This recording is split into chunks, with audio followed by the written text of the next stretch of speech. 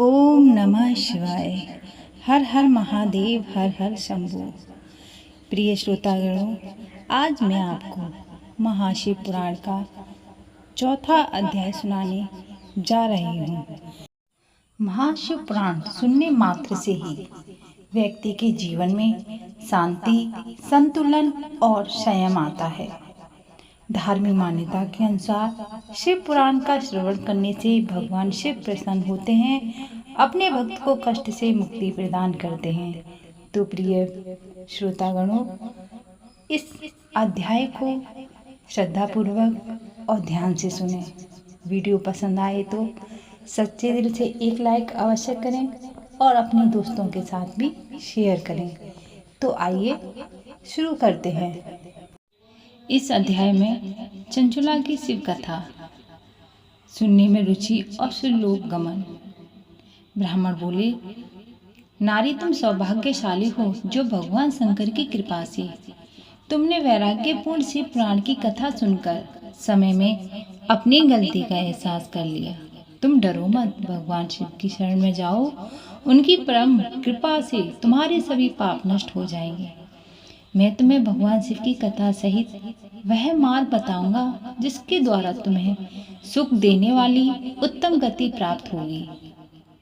शिव की कथा सुनने से तुम्हारी बुद्धि शुद्ध होगी और इसके पश्चात हुआ तथा मन में वैराग्य उत्पन्न हुआ।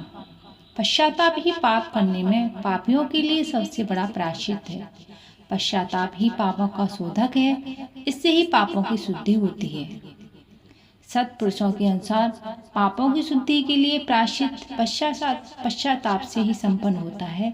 जो मनुष्य अपने कुकर्म के लिए पश्चाताप नहीं करता वह उत्तम गति प्राप्त नहीं करता, परंतु जिसे अपने कुकृत्य पर हार्दिक पश्चाताप होता है वह अवश्य ही उत्तम गति का भागीदारी होता है, इसमें कोई शक नहीं है। शिव पुराण की कथा सुनने से चित्त की शुद्धि एवं मन निर्मल हो जाता है। शुद्ध चित्त में ही भगवान शिव और पार्वती का वास होता है।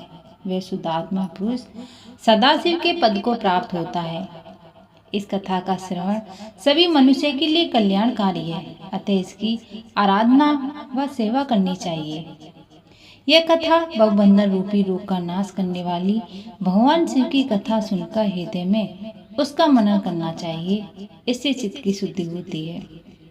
चित्त शुद्धि होने से ज्ञान और वैराग्य के साथ महेश्वर की भक्ति निश्चय ही प्रकट होती है तथा उनके अनुग्रह से दिव्य मुक्ति प्राप्त होती है। जो मनुष्य माया के प्रति आसक्त है वह इस संसार बंधन से मुक्त नहीं हो पाता। हे ब्राह्मण पत्नी, तुम अन्य विषयों में अपने मन को हटाकर भगवान शंकर की इस परम पावन कथा को सुनो। इससे तुम्हारा चित्त की शुद्धि होगी और तुम्हें मोक्ष की प्राप्ति होगी। जो मनुष्य निर्मल हृदय से भगवान शिव के चरणों का चिंतन करता है उसकी एक जन्म से मुक्ति हो जाती है। सूत जी कहते हैं, सोनक, यह कहकर ब्राह्मण चुप हो गए। उनका हृदय करुणा से भर गया, वे ध्यान में मगन हो गए।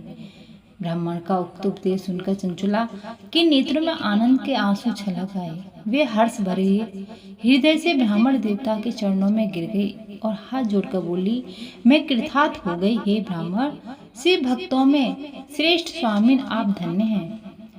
आप परमदर्शी और सदा परोपकार में लगे रहते हैं। साधु, मैं नरक के समुद्र में गिर रही हूँ, कृपा कर मेरा उद्धार कीजिए।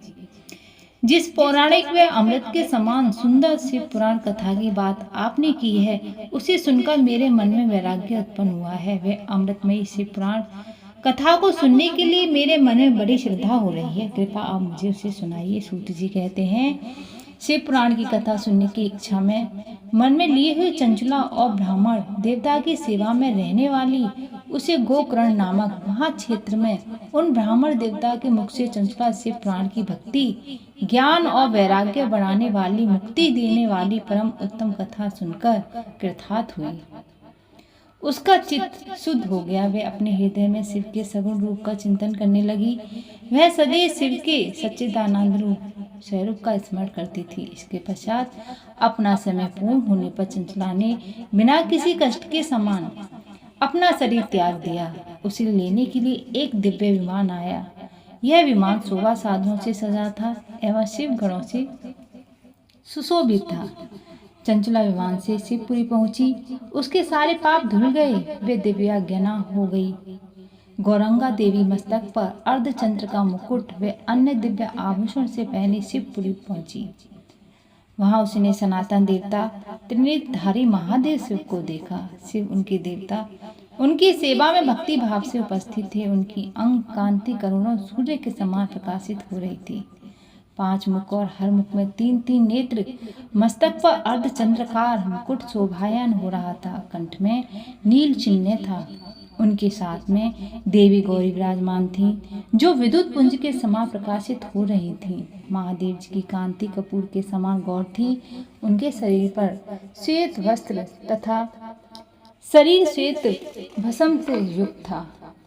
इस प्रकार भगवान शिव के परम उज्ज्वल रूप के दर्शन कर चंचला बहुत प्रसन्न हुई। उसने भगवान को बारंबार प्रणाम किया और हाथ जोड़कर प्रेम, आनंद और संतोष से युक्त विनीत भाव से खड़ी हो गई। उसके नेत्रों से आनंद ऋषियों की धारा बहने लगी। भगवान शंकर व भगवती गौरी उमा की करुणा के साथ सौम्य दृष्टि से देखकर चंचला को अपने पास बुलाया। गौरी उमा ने उसे प्रेम पूर्वक अपनी सखी बना लिया। चंचला सुखपूर्वक भगवान शिव के धाम में उमा देवी की सखी के रूप में निवास करने लगी। बोलो हर हर महादेव।